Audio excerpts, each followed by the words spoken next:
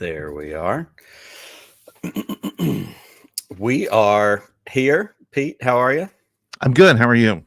I'm doing well. We are jumping in tonight. No jokes tonight. None of the really, really clever skits that I think, just prop me right up.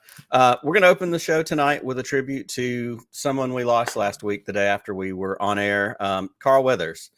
Pete, jumping right in, going straight to the point. What are your Carl Weathers memories? Where did you first see him? What was kind of his longer term impact on you? Yeah, I mean, Carl Weathers to me will always be Apollo Creed. He was the villain in the first film. You know, as a kid, he scared the shit out of me, and he turned into the hero mentor by the time the third chapter of the trilogy, because to me, kind of ends after he's gone in it anyway. To me, he's as much a part of Rocky as Sylvester Stallone. Sure. Totally agree. Totally admirable.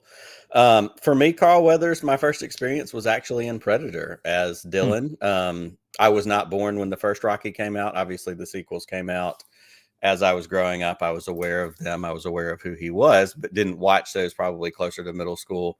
But for some reason in 1987, as a, 10-year-old or whatever I was at that time, Predator, that was the thing I watched. And, some things stick with you, certainly hiding in the mud so the Predator can't find you. But I remember Carl Weathers in that role. I also grew up watching In the Heat of the Night with my parents, Carol O'Connor, and he was Chief Forbes in that. I certainly remember him from that. But also kind of growing up in those crucial 90s and then later on, in the 2000s, his comedy work, Chubbs Peterson and Happy Gilmore. Yep. Him as a caricature of himself in Arrested Development. I mean, if I say it every other week at some point, baby, we got a stew going. Like, that's just a key Carl Weathers moment. Yeah. And then, of course, what we got is him with The Mandalorian with Grief Karga. One of the things I admired about him, and certainly doing a little bit of research, he was, certainly think we could say he was a Renaissance man. He played football at San Diego State. He played in the NFL as a professional football player, but he wasn't just satisfied with being an action hero. He could have done Predator and Rocky and, sports movies all along, but he did drama. He did comedy. He wrote, he directed, we certainly know he directed episodes of The Mandalorian, which were really, really good.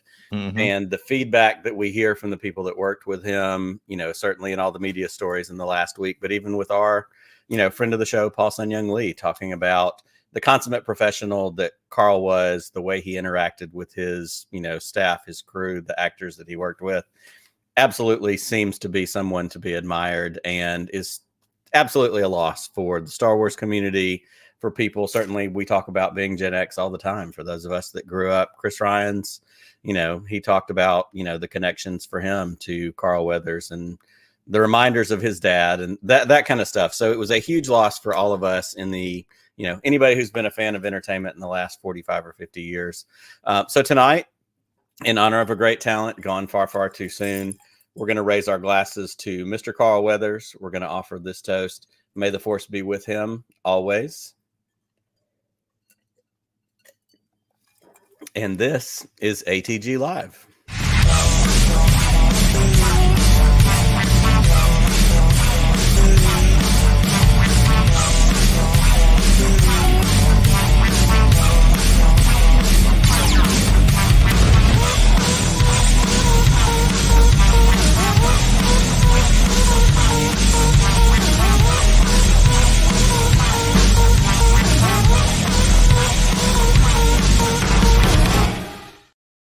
Well, welcome to the all-new ATG Live, your Thursday night home for Star Wars news, conversations, and guests. And tonight we are joined by Heather Antos, but also, as importantly, I'm joined by my good friend, Nick Mielke. Nick, how you doing, buddy? I'm doing fantastic. I'm excited to talk to Heather tonight. I'm excited to talk about the news, Pete. There is a basket full of news stories that we're going to be able to dig into. There are. I mean, we went from a light news week to a heavy news week this week. What are we looking at? Well, obviously, that franchise that is clearly dead and continuing to die is hanging on to win multiple awards. So that's pretty exciting. That's right. And there's a new comic run on the horizon, and it's for somebody who is no Jedi. That's right. And Gina Carano has figured out how to make the workplace environment less awkward by it's almost like George Costanza when George gets fired in Seinfeld and decides he's just not going to leave. Yeah. What better way to make the workplace environment not awkward than to try and force your way back into that situation? So we're going to talk about that for a minute. Yeah, that's nice. And finally, we're getting more news about the Mandalorian and Grogu movie, including a potential start date for filming. I'm very excited about that. The more I think about that movie, the more I'm ready for us to get that, to, dig into a non-TV Mandoverse, still Star Wars movie situation. There's a lot to be mined there. So we're going to go into all those headlines in just a few more minutes. But we also, as you alluded to, we have a top tier guest on the show tonight. Heather Antos has been with us a whole bunch of times. She's been an editor at Marvel. She's working, continuing to work in the comic books industry. She has a new comic out that we're going to talk about. And, we're going to jump into that, but she's here and we're going to see what she has to say to us. I can't wait to talk to Heather. She's always a blast. But first, we have to do our little bit of housekeeping as we do to make sure that if this is your first time with us, first of all, what took you so long? Welcome aboard. We're so glad you're with us. Hit that subscribe button and hit the little bell because we do this on Thursday nights at 8 p.m. And you sometimes need a reminder for Thursday nights. 8 p.m. East, 5 Pacific for your Star Wars conversations. And we last week, we were at just below 900 subscribers. As of right this moment, we're at 923 on our way to 1,000. So thank you all very much for joining us. So during the show, make sure that you share this. See if we can get another 20 or so while we're there. Share it with all your Weird Space friends as we continue to push toward 1,000. And we have you to thank for that. Thank you all for hanging with us. Without a doubt. And speaking of hanging with us, you can find us on social media. We are still on Twitter at ATGcast. Let me get that right. Everywhere else, there's a the. Everywhere else, we are at the SSW Network. But on Twitter, we are at ATGcast. Everywhere else, at the SSW Network. And really, we love one-stop shopping. You can go to theSSWnetwork.com. You can find all the links to all those social medias we've mentioned, articles, video clips, the merch store. I believe, if I'm not mistaken, we still have the code SHILL15. If you use SHILL15, you will get 15% off your order of all the very clever t-shirts that we've come up with, stickers, pint glasses, mugs, whatever it is you want with the things that rattle around in our weird little brains. Go get some. And sometimes the ideas come from our patrons too, right? So that's exactly right. But while you're at that website, head on over there and you can join our Patreon program for as little as $3 a month. You can not only support some of your favorite podcasters, that would be me and Nick. You can also get access to exclusive merch. You can get a deeper discount on your purchase at the SSW Network store. But more importantly, you get to hang out with us when we do our celebrity interviews. This week, we talked to Rachel Leishman, and we had some of our friends hanging out with us while we talked to her. But you get that for just $3 a month. You can be part of the ATG family through our Patreon program. Absolutely. We would love for you to join us and be a part of that. And then finally, before we take a quick break and get to our news, we have to remind you about our voicemail line. This has become one of my favorite things we do every week, especially when we get tales from Enid, Oklahoma, which is basically the outer rim of the United States of America. And I think this week is no exception. So we would love to hear from you. Call that voicemail line, 504-321-1501. Deep thoughts about Star Wars, shallow thoughts about Star Wars, any thoughts you have about Star Wars during the show, during the week, wherever you are, when it hits you, put that number in your phone, 504-321-1501. Leave us a message, and we probably will play it next week on the show. So much going on. So many headlines to get to. We have Heather Antos with us tonight. So first, we're going to take our first break of the night, but when we come back, we're going to hit the news. So we'll be right back with more ATG Live.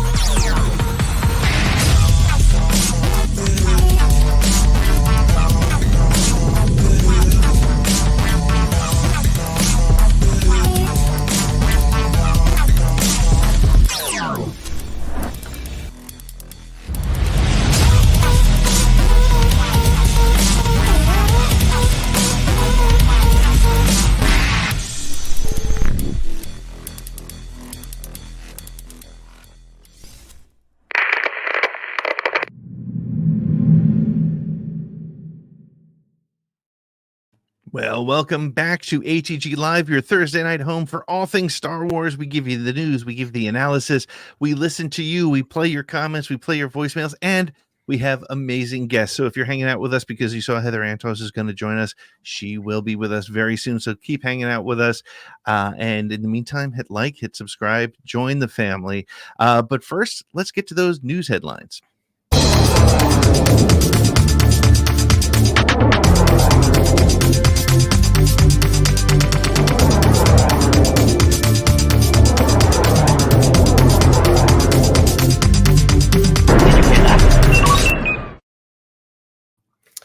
Star Wars wins big at the Saturn and Grammy Awards. It was a big week for Star Wars as the award season continues. First off, 2 Disney Plus Star Wars properties took home major trophies from the Saturn Awards. The annual awards given out by the Academy of Science Fiction, Fantasy, and Horror Films honored Andor with Best New Genre Series, and The Bad Batch, which will roll out its final season in just a couple of short weeks, won Best Animated TV series of special. In addition to the National Academy of Recording Arts and Sciences presented a Grammy Award to Gordy Hobb and Stephen Barton for the best score soundtrack for video games for the music that they created for EA Respawn's Jedi Survivor. Pete, we love awards. We love it when our Star Wars gets recognized for, any of the great work that they do. I'm going to play this game for just a minute during this segment. If you can rewind the clocks, you can award one of the major awards, Grammys, Emmys, Oscars, to past Star Wars projects. What are you choosing? What award are you giving out? This may be a controversial one, but I'm going to go with it because I'm a controversial guy. I don't mind saying things that will make people stop and think. But I would give an Oscar, or at least an Oscar nod, to Daisy Ridley for her work in The Last Jedi. I think Daisy did such an amazing job of capturing a wide range of emotions, from the sort of acknowledgement that she came from nothing to the weird feelings she was having for Kylo Ren, to dealing with Luke, to fighting with such a fury against Kylo Ren. She was brilliant in The Last Jedi. So I would give her an Oscar nomination. That's where I would start. How about you? Okay.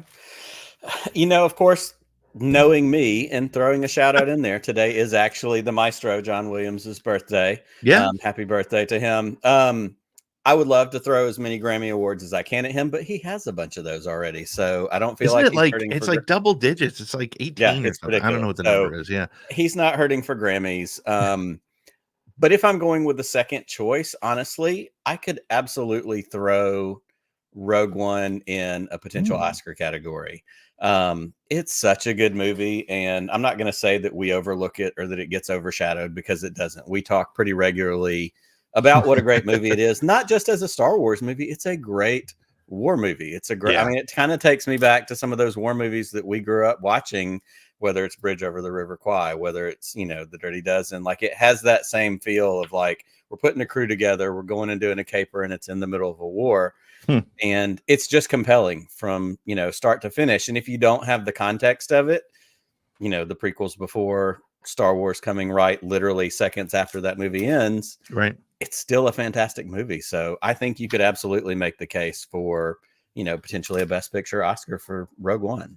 I wish I could remember what it went against that year, but you're right. I think it's one of those, I feel like I say it every week, but there are so many Star Wars projects that have happened in the last, since the Disney era began, that I'm like, do we really need that story? Do we need to see that movie?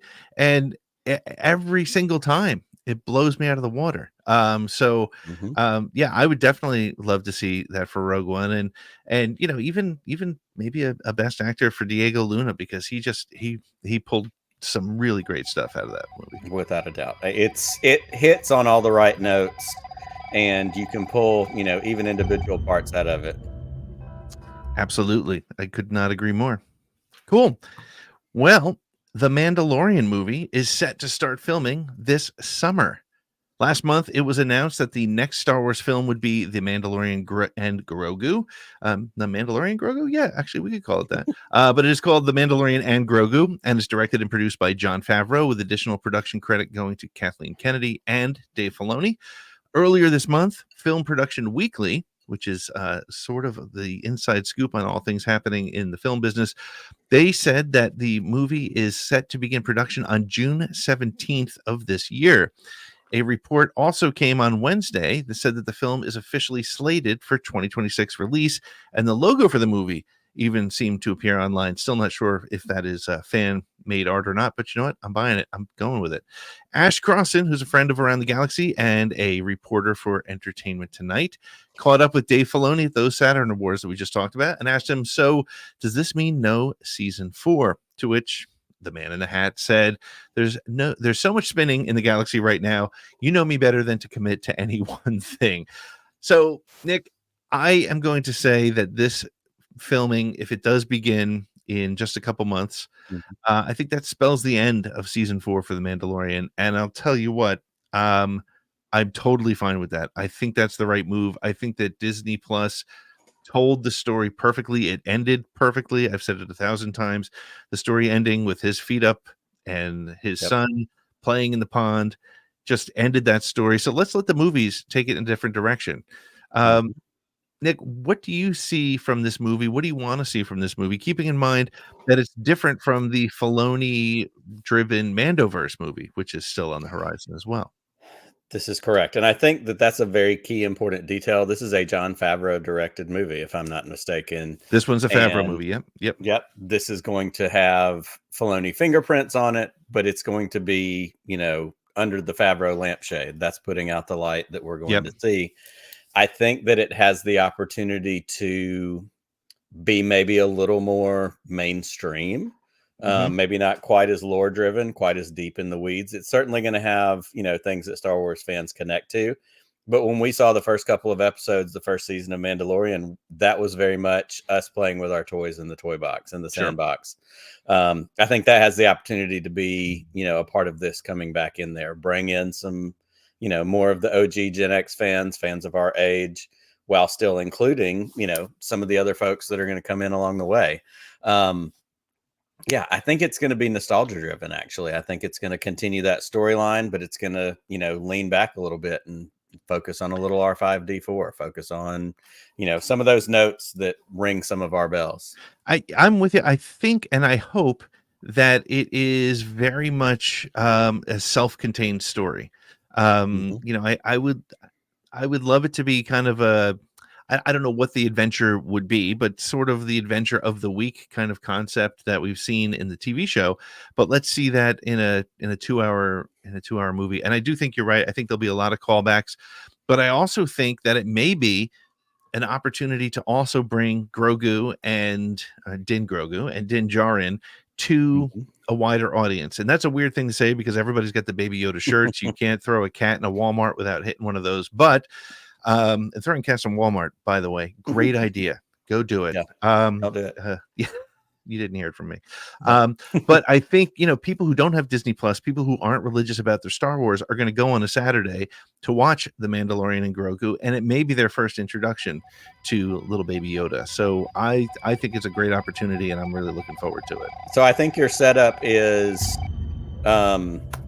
Zeb, Carson Teva, and Din with some version of, not Rangers of the New Republic, but there were those scenes in the bar. There was those moments of we're mopping up things. Like that's your standalone story is let it be driven by how is he working with these guys who have helped him out somewhere along the way. Agreed. Excellent. Well, we're going to keep this moving right along. Ahsoka is force jumping from the TV into the comics. Earlier this week, Marvel Comics announced that Ahsoka Tano, fan favorite and favorite of ours here, will be getting her first ever solo run in comics with the release of the illustrated adaptation of the Disney Plus series that was just on this fall. The eight issue set will retell all 8 episodes of the live action series. The series itself was an extension of Star Wars Rebels. It will be written by Rodney Barnes with art by Stephen Cummings and George Gianti. I hope I get that name right. Gianti. All 3 of which have a pedigree in Star Wars books, including The Mandalorian, Hidden Empire, and Mace Windu, just to name a few. The first issue is slated to be on shelves in July. Pete, it's an 8-issue run. It's going to retell the Ahsoka series in comics form. Obviously, you're an extreme comic book enthusiast. Does this excite you? Or do you want an Ahsoka comic that covers some different ground, fills in, some gaps somewhere else? Well, I'm going to play the role of our good friend Chris Ryans here. And yes, so first of all, admittedly, not as into the comics as I would like to be. And we're going to talk to Heather Antos about that in a little bit if she sticks around after hearing me say that. I to quote Chris, and Chris and I have actually spoken a little bit about this.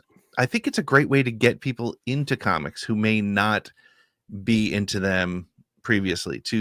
I can actually see my son, who's not reading a ton of comics, seeing that in the store and going, oh yeah, I'm going to pick this one up. And if it introduces him to new artists and new art forms, and a new way to tell the story, then I'm all for it. But I'm also, and I think this is probably where you stand, it would be cool to use it to launch maybe different Ahsoka stories. What are your thoughts? Sure.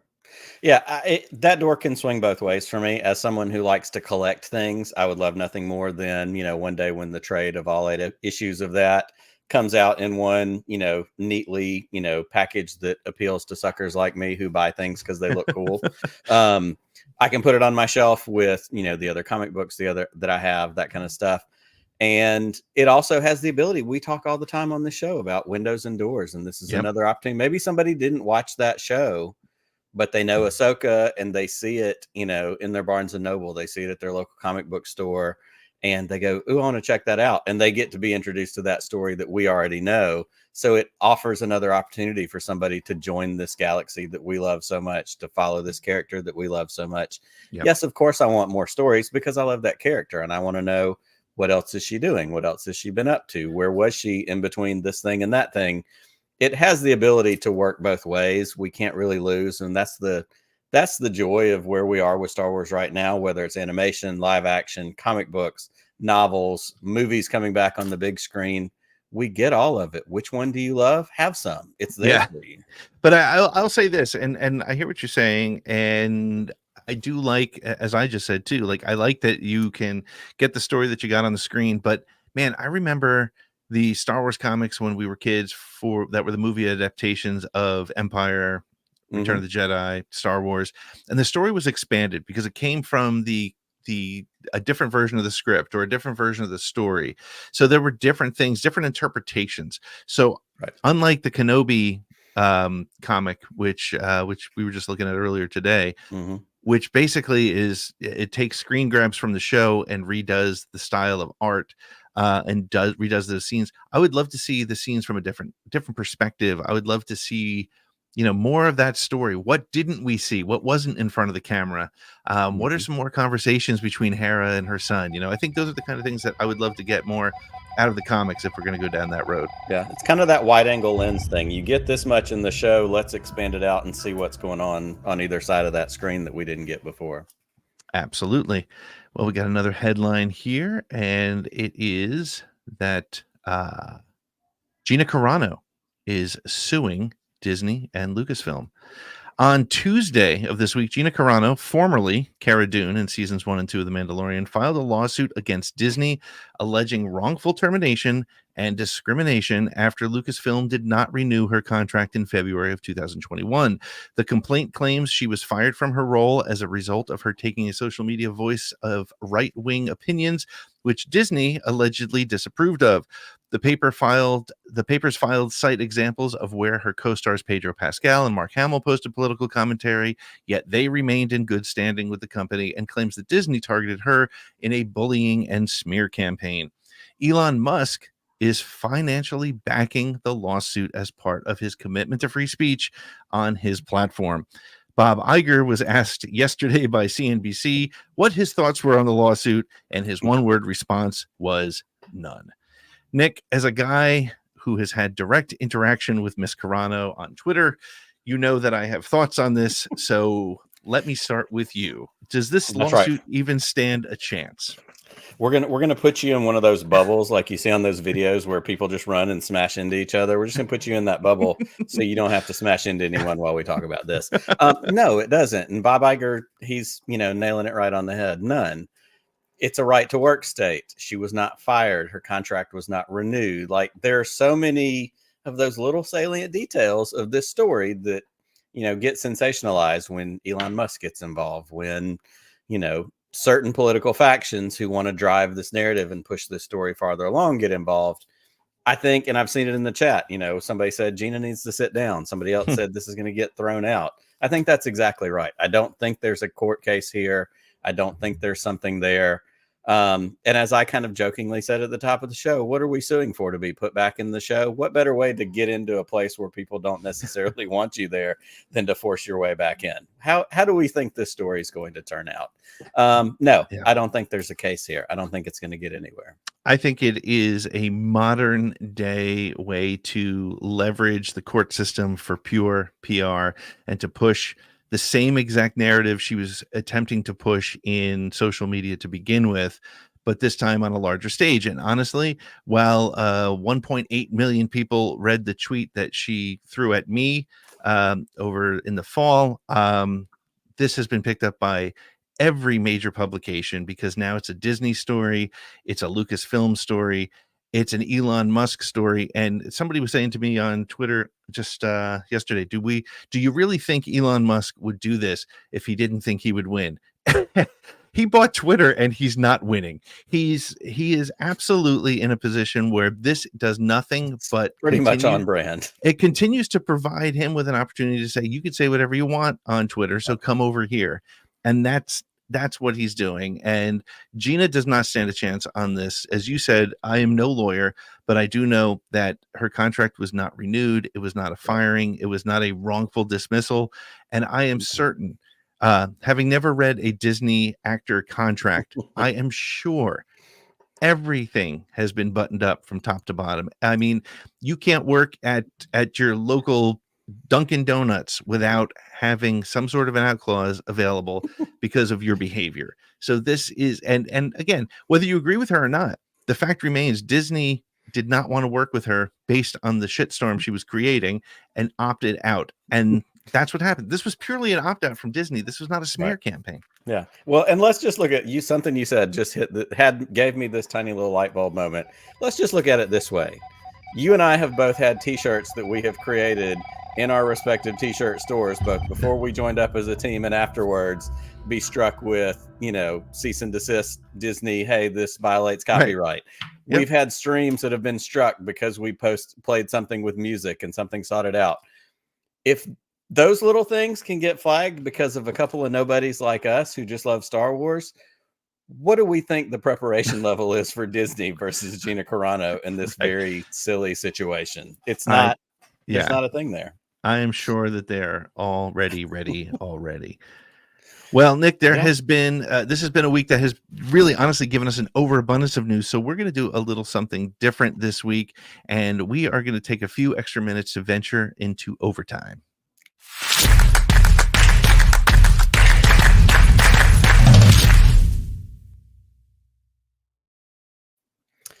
Well, as you said, there were so many stories we couldn't keep it just to one. So we're going to kind of speed round a few more things. There was an article earlier this week.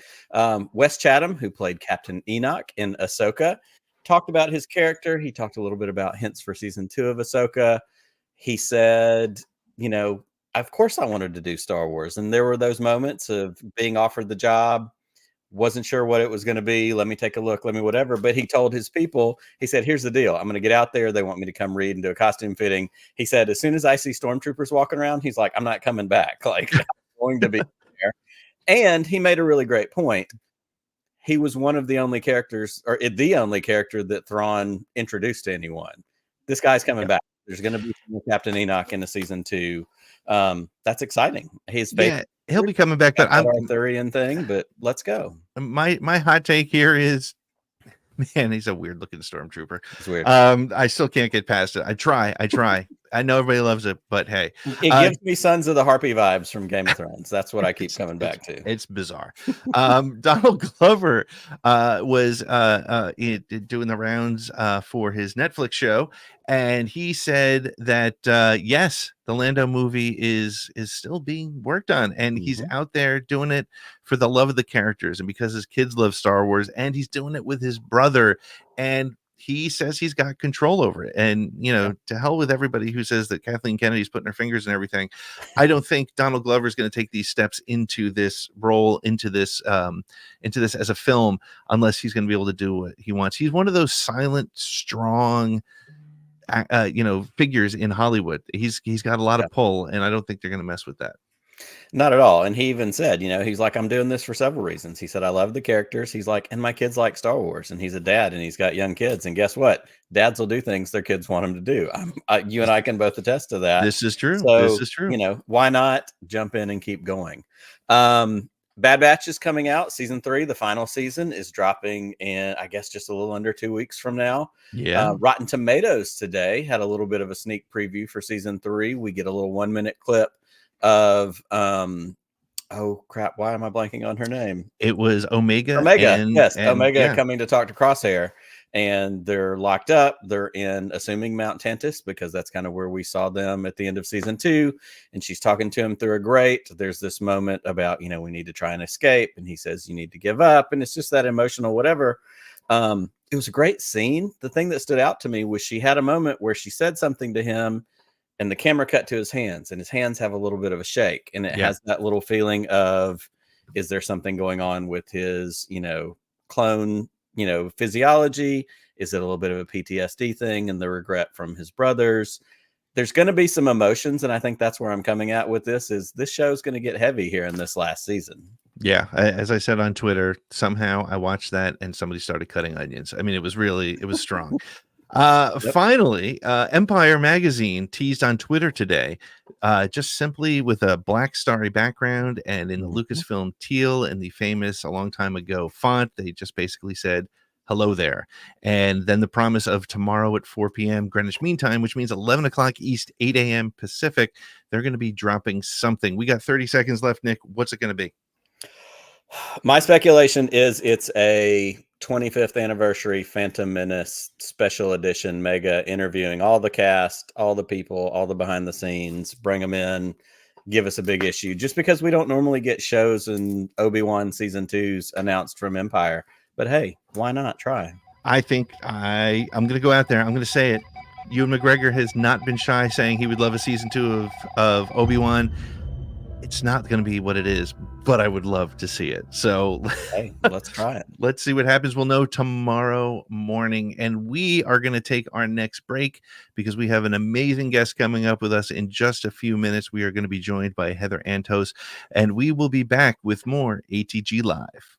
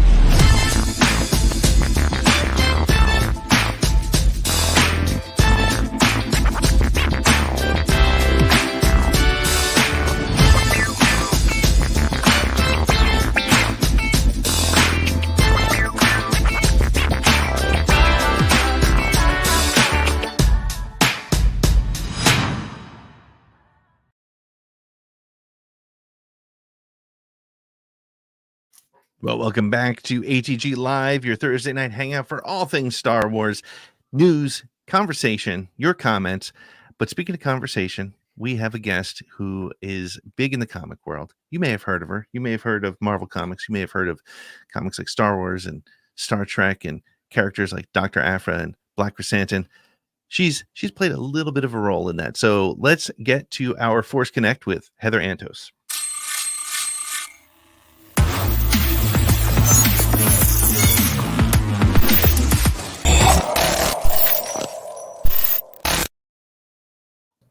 Heather Antos, how are you doing? Hey, I'm good. How are you guys? Excellent. Always glad to see you. Yeah, it was funny watching that ad that just rolled through, getting to see the various hair colors I've had and the different times I've appeared on on this show. That's right. I've been on here a few times now. You're like a regular. Right.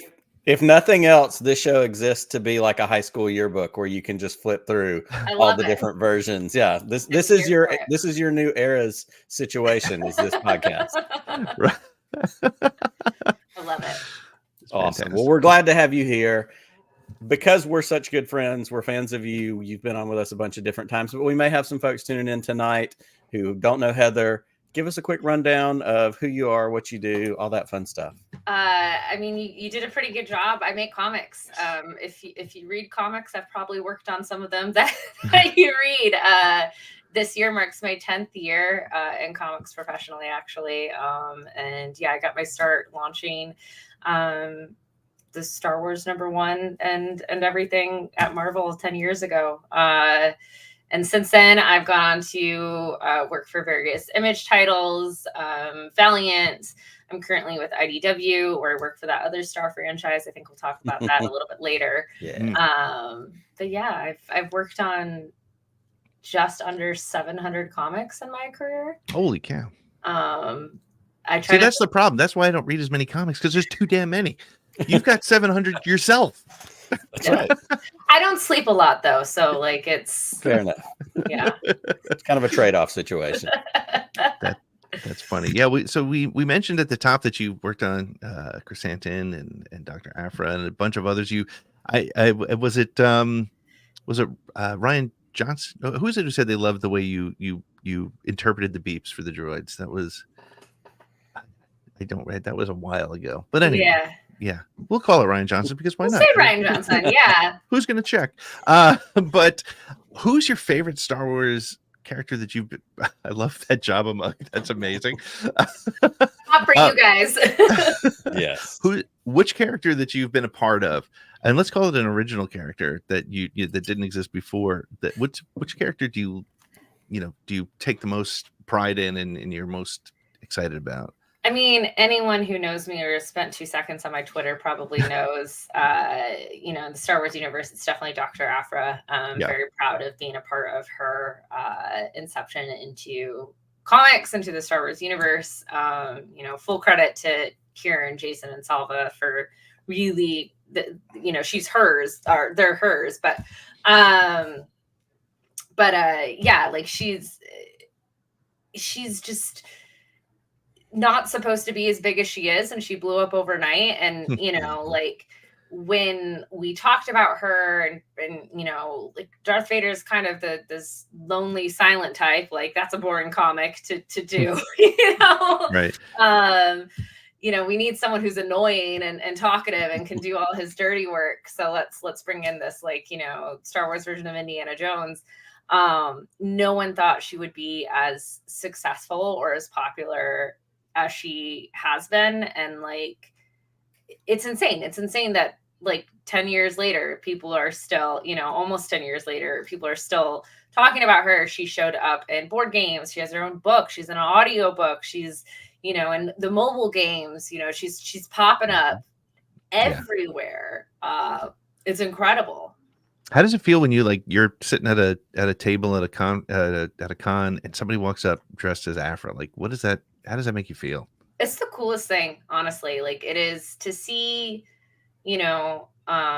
someone connect to a character you've had even just a fraction of a part, bringing to life, connect with them so much that they want to, cosplay as them or,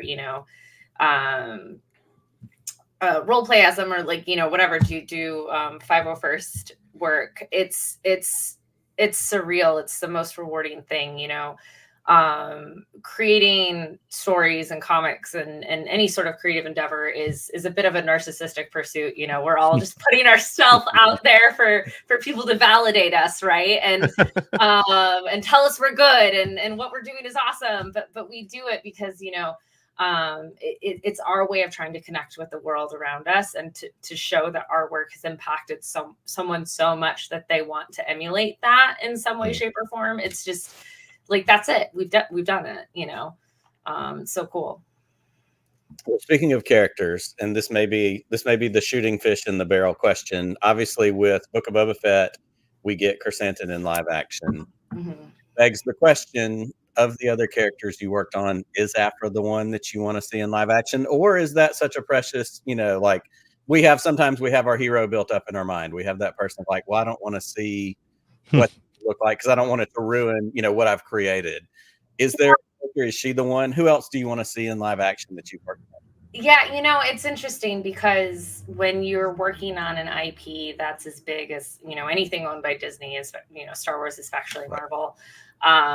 You do understand that you don't own these characters, and that at a certain extent you have to give them up, right? You have to let them fly on their own, and they don't belong to you anymore. They belong to the world, and they belong to the corporation they're in. Like, I hope she makes it to live action or animation, or better yet, a video game. I think she was made to be a video, the star of a video game.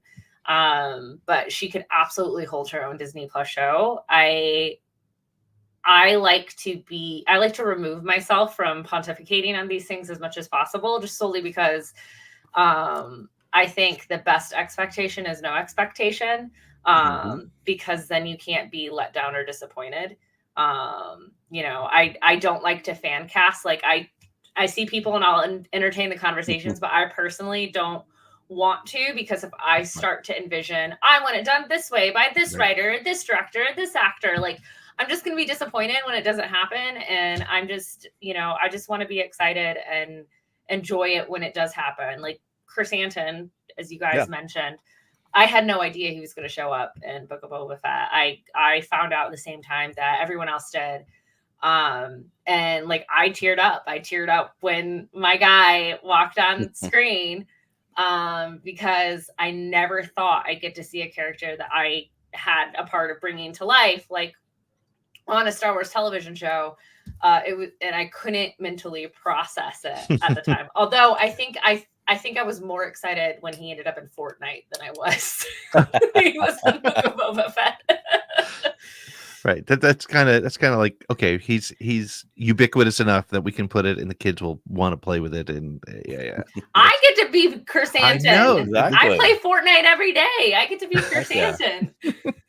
You've probably been shot by my son somewhere along the line. Or maybe I shot your son. Yeah, that's I don't know. Play. All right, we're gonna create a live death match with Heather and my 11-year-old son and see what happens. So you're one of a handful of people who's actually written for both or been involved creatively for Star Wars and Star Trek. Which, it's funny. I think when we were kids, when Nick and I were younger, like there was like this weird sort of Star Wars, Star Trek war, which didn't really exist. Or maybe it did. But so where are the similarities as you're working on a Star Wars or a Star Trek comic, and what are some of the biggest differences, obviously, other than them being two different IPs? They're two vastly different IPs. I mean, I think the fact that we're following a group of characters in a fictional universe that happens to take place in space is about as similar as they get. Like, that's, but Star Wars is very much space fantasy, very classic Joseph Campbell hero's journey type, good versus evil, right? Like, really, at the end of the day, a lot of Star Wars stories come down to good versus evil, light versus dark, wrong versus right. And Star Trek is a lot more esoteric. It's a lot more introspective. It's a lot more existential about, the potential of humanity and mankind, which is true science fiction, and so I definitely, I mean, I not to date myself, but I wasn't around in the 80s when those debates were happening. They're just both franchises that take place in space. Like, that's kind of it. The science tends to be more real in Star Trek. They have an actual astrophysicist that checks everything. Oh, really? In-house. Yeah. Even the comics, to have everything as space accurate as we possibly can have it. I think that's exactly what and that's sort of where I used to have the conversation with people when they would say, or the funnier thing was people would be like, "Oh, you like Star Wars? Yeah, my son, he's got an Enterprise at home and he's got Vulcan ears or whatever." And I'm like, okay, different, but fine.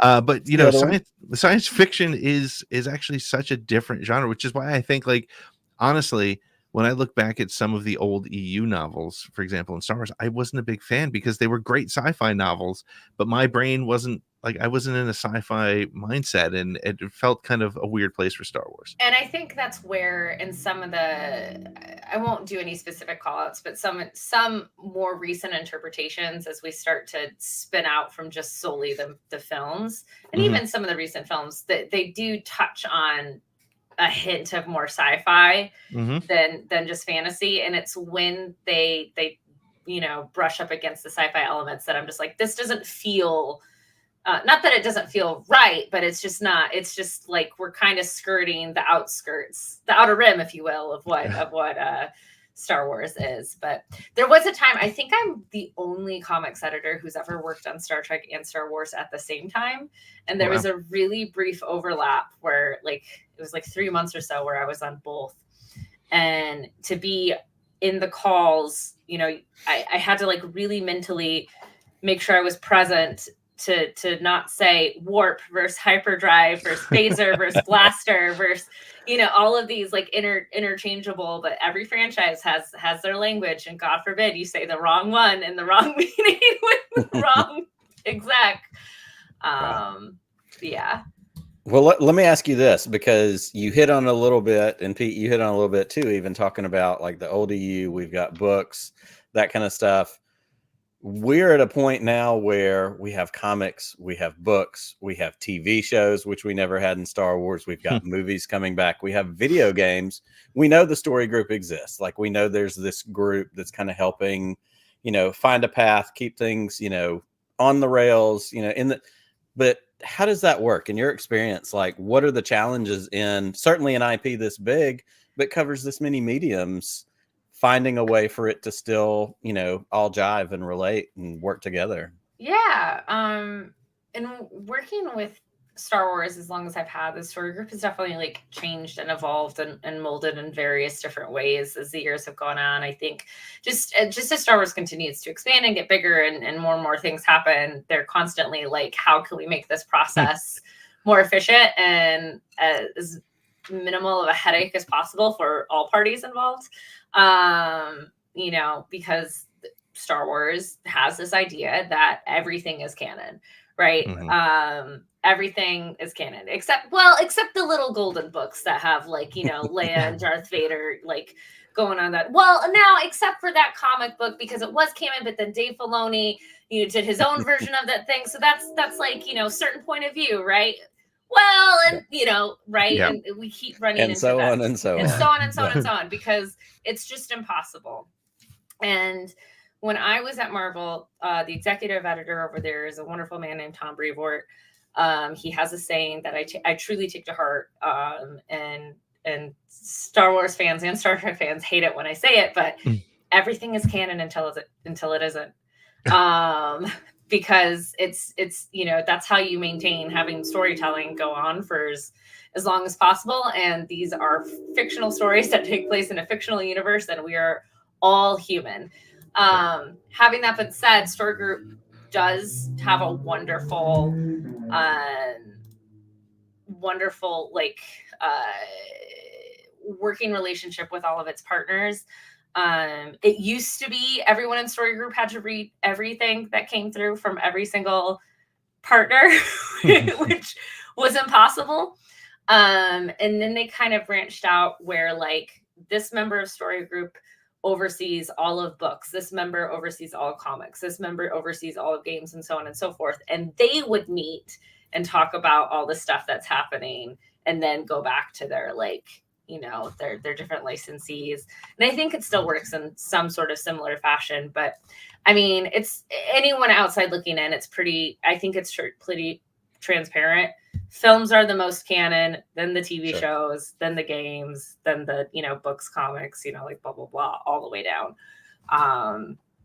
And, you know, yeah, people are human, you know, like that's That's the thing. All of this stuff is getting made at the same time constantly, and it's chaos down here, Tom. Well, it allows. and it creates arguments, and which keeps the conversation going. Which honestly, it's not until the arguments get ugly and weird. It's good to have these conversations. It's good for the fandom to keep doing that. Well, and I was even going to throw in there, just on the same but opposite side of that coin, we also have to remember sometimes that these are all different forms of art, and art is nothing if not subjective, and the ability not only to have an argument, but also to have an interpretation and to be able to look at it and go, okay, I read a comic different than I watch a TV show, different than I watch a movie. Right. And as I often like to say, and this is an argument I would get in with Story Group all the time. Looking at you, Matt and Pablo. No,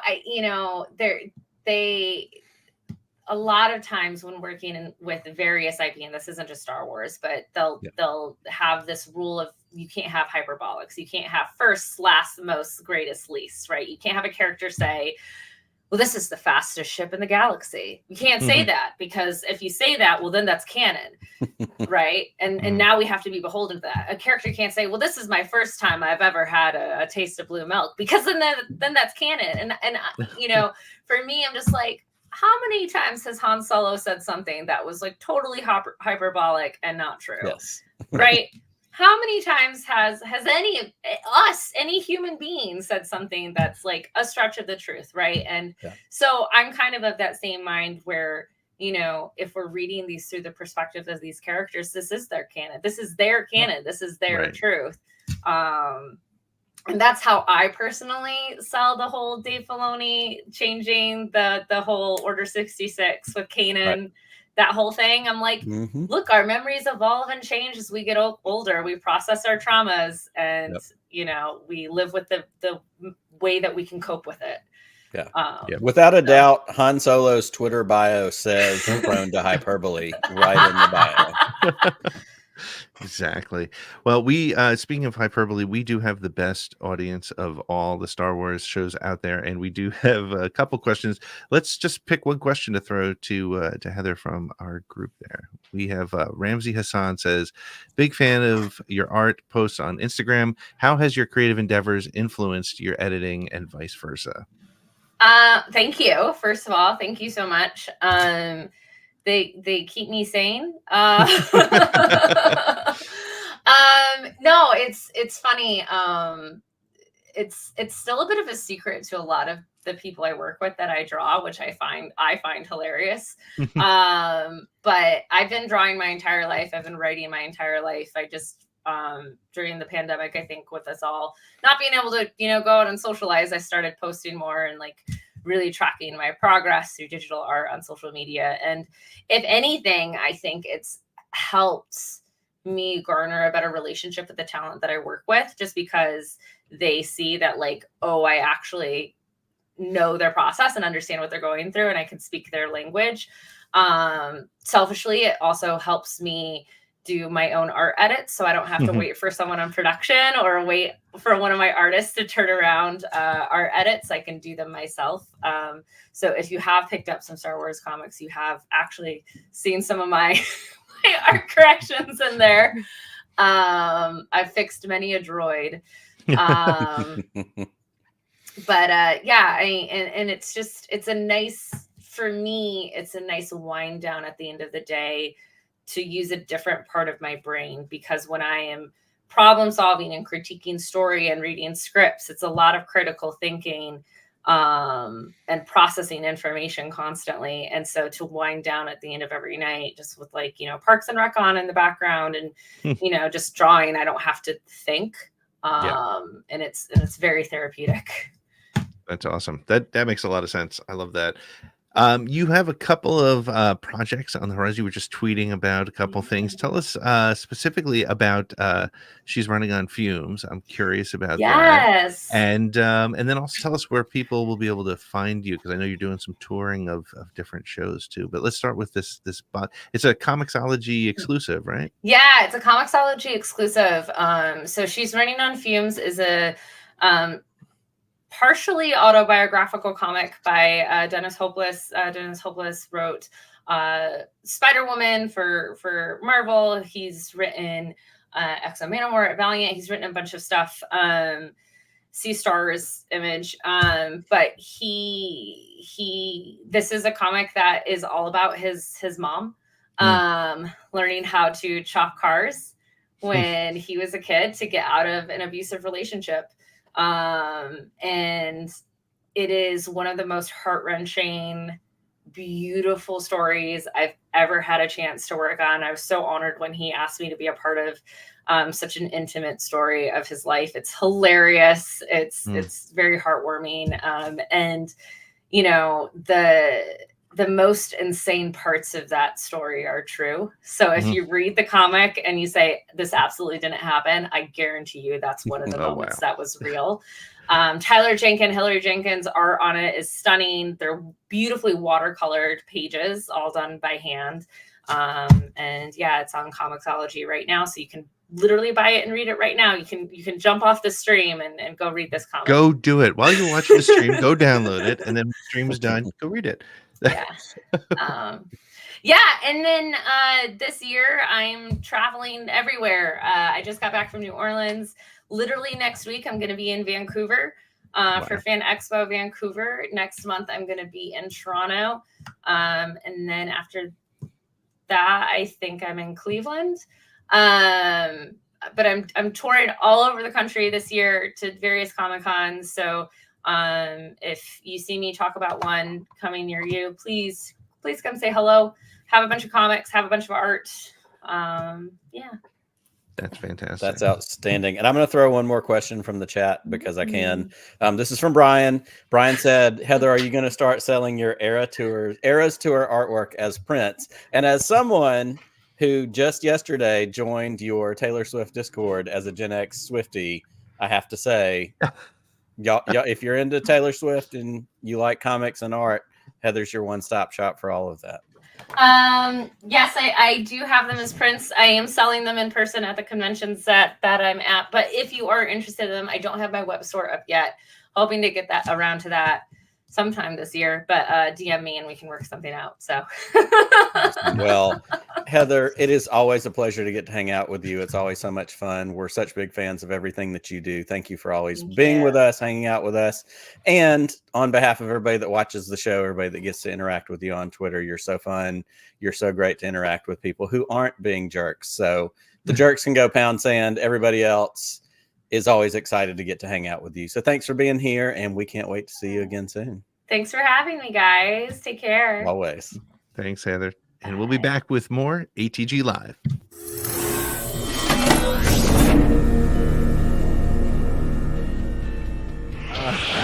What is your favorite Star Wars moment?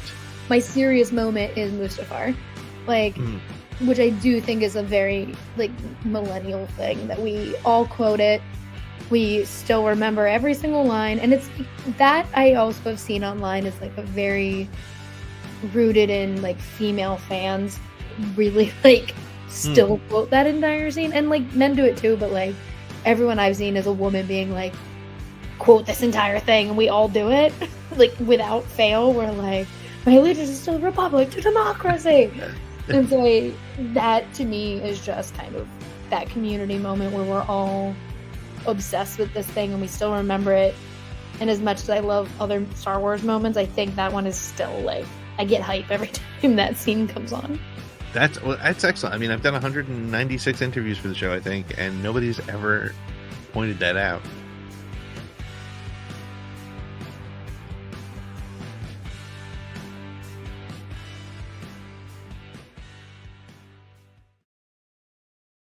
And we are back. Thank you so much for hanging out with us. We've had so much fun tonight. There's a lot of news, and talking to Heather's always a blast, man. So much fun. She brings a perspective, and I think that's the cool part. Talking to an artist is very different than talking to a story editor and a story consultant. She brings a different mindset. And as you pointed out, and it was pointed out in the chat, she's a wonderful artist herself. So yeah, and if you see her at a local Comic-Con, she's just the best. So go hang out with her, go say hello to her, pick up one of her prints, and follow her on social.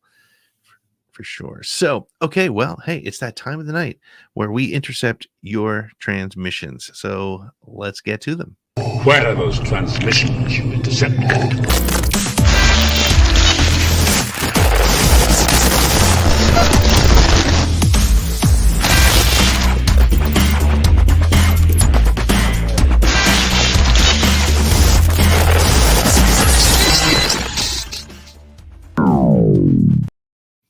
Producer Lloyd in the house. Director Let's go. Pete also in a house. How are you? What does that make Nick?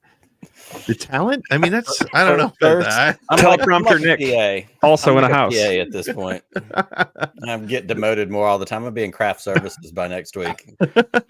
Well, Lloyd, thank you for hanging as you always do. Thanks for all the hard work you put into the show every week. And I do know click you- those buttons with zeal. you nobody hits a mouse click like producer Lloyd.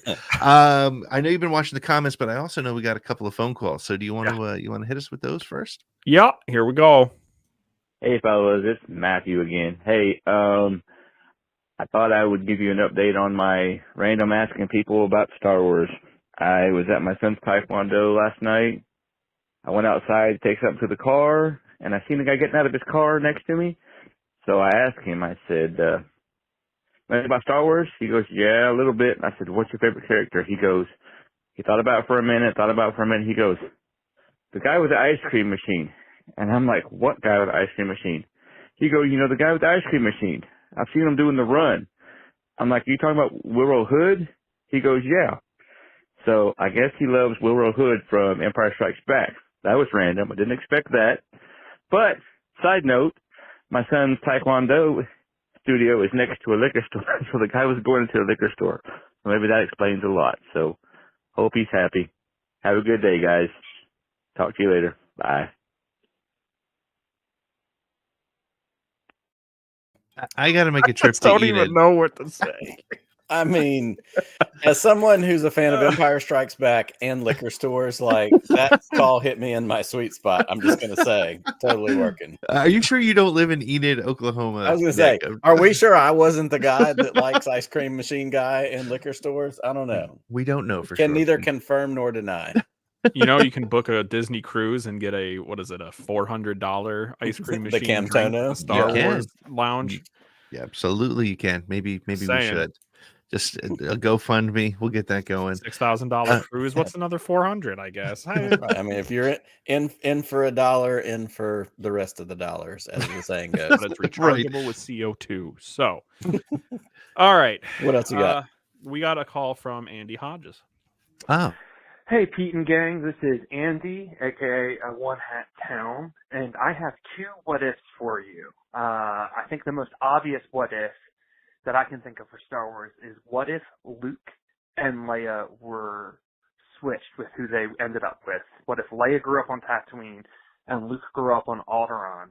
How would that affect the original trilogy? My second what if is something that I have thought so much about. And it's what if Padme faked her death and helped create the Rebel Alliance? I think that even works in canon because Leia has memories of Padme, yet, only saw her as a baby, and lost the will to live is a pretty weak excuse for a death. So what if Padme was out there? What if she was leading the Rebel Alliance from the shadows and every so often checked in on Leia? Thanks so much for taking the time to listen to these what ifs, and I love the show. Keep up the great work, guys. See ya. Oh man, there's good stuff in there. that second what if hits really interestingly today because apparently StarWars.com did some Padme content. Our friend Becca Benjamin pointed it out. Hey, maybe that what if is what Empire Magazine is going to hit on tomorrow morning. You never know. Well, and I just have to say this. I haven't thought about the Padme one as much, but I have actually had the thought about the Luke and Leia one before, and I don't think it was my own original thought. I'm sure somebody posited it at some point. But, and if you need any further evidence that I'm in the middle of a Game of Thrones rewatch, if the roles were switched and Luke grew up in the royal house of Alderaan, he would straight up be Joffrey Baratheon. He would be the whiniest, bitchiest ass, whatever, like insufferable. Does he choke? And the opportunity's out there. Maybe not. Maybe he chokes, just not on his aspirations. I don't know. Oh my gosh, Lucas Joffrey. Wow, that's rough. That's rough. my hot take. I don't know how I feel about that. All right, but yeah, Got those Tashi station power converters, man. You never know. He just has to go. It's like the crossbows, and we don't have to get into all that. It's the whole thing. Lloyd, did we get any interesting comments that caught your eye? Yeah, we got a couple. So, oh no, what was that for? Yeah. Oh, shit, where was I? Okay, so Kenneth Crayley Jr. He says, I have been reading the Marvel Star Wars comics digitally, but mostly in collected editions like omnibuses and epic collection format. And I think that kind of speaks to a lot of people because there are so many damn comics out there. Yep. That it's hard to keep track. So I mean, that's honestly, that's one of my things is there's just too much to keep up. And I know that's a really stupid excuse because it's also been my excuse for High Republic, but I'm glad I started High Republic because I'm enjoying it. I'm not as far along as I thought I'd be. Welcome to despair. It speaks to what I've said too, and I agree with you. There's so much out there, and I am one who is the perfect target audience for whether you call it an omnibus, an epic collection, a trade paperback. Like, I need all of them put into one book so that I can hold that thing, and when I read it and I'm done, I know I'm done. You go from point A to point B. If I have to go issue to issue, I'm likely to get lost. Like, something's going to happen along the way that's going to pull me from my ultimate destination. So sometimes an issue doesn't come out for the next couple months. Yeah, those are built for people like me. Like, let me know when it's done and I can get it all in one place. That's what works for me. That's the way to go. Cool. All right. Any other comments? Yeah. Very few. So we'll be all right. Where'd that one go? It's still up on the screen. I got fine. There it is. All right. So, Sudipta says back towards when we were discussing the Oscar what award you would give where no one mentions Skarsgård until this comment. This is true. And I think this is in reference to Andor during his monologue. Yep. And I got to tell you, that sold me. That's a great call. He's again a very subtle type of character, but power. And again, similar to the reason why I like Ray, why I threw my Ray one out there for Oscar, because he played a wide range of and brought you into the story and from different angles, which is great. Cool. All right. What else we got? I didn't know if we wanted to tackle that. Yeah, agree 100%. Okay, that was easy. Yeah. All right. A future I don't see, the tree, the growth, that whole thing in all in. Yep. Okay. Not the I can't swim. So Woodsy also posted. It's just a back towards the Gina Carano story. It's just another tactic for the grifter to go, quote, look at them. They're trying to silence us, end quote. Exactly. Well, that's the no-win situation with that, right? Because when it gets kicked out, because it will, they will say that the U.S. courts aren't willing to listen to to our reviews, and we're being silenced. If it goes to court and they lose, they will say that the courts were fixed against them, and if they win in some weird way, it's the end of it'll just be a shit show. So, yep. You kind of nailed it when we were talking before the show. You said exactly this. Yeah. Okay, now got two more. Quick. Cool. Skywalker's Academy says movies and TV are canon, books, animation, etc. are canon until they're not. And if you like what they did better, they can stay as your head canon. Nobody's wrong when everybody's right. That is 100% right. And it's the same thing even with the EU. Like we've said it 1,000 times, the EU books are still available. They didn't take them out of print. They didn't pull them off the shelves. Don't be messing with my EU. Don't touch Knights of the Old Republic. Don't do it. Don't do it. But it's I agree with that 100%. And you know what? It's kind of cool. And I will never shit on anybody for saying that they liked a different version of the story, because that's what it's all about. I gotta remember the order to do, and I'm yup. All right. So, last one is again by Skywalker's Academy. So Leia remembers her mother from Force visions while Bail was telling her about her mother and father, which is why she has those visions. And I vaguely remember reading about that on Wikipedia. Interesting. That was like the first inkling she had that she was Force sensitive, is that she was getting visions of her mother when Bale was trying to tell her about her. I'll buy that. I mean, I vaguely remember it, so honestly, that whole, it's like, this goes to the other point that we just made. Like, Star Wars is Star Wars, and when Heather was saying that Star Wars is not science fiction, that's what people need to remember when they complain about bombs falling in space and not complaining about an explosion when the Death Star explodes, right? Or spaceships making noise when they fly by. It's not science fiction. It's fiction. It's fun. And Leia remembers her mother through the Force. Awesome. Cool. I can live with that. I mean, think about it. For all the times on Around the Galaxy that we've asked the 10 questions quiz and you ask what your favorite sound effect is, how many people have said right?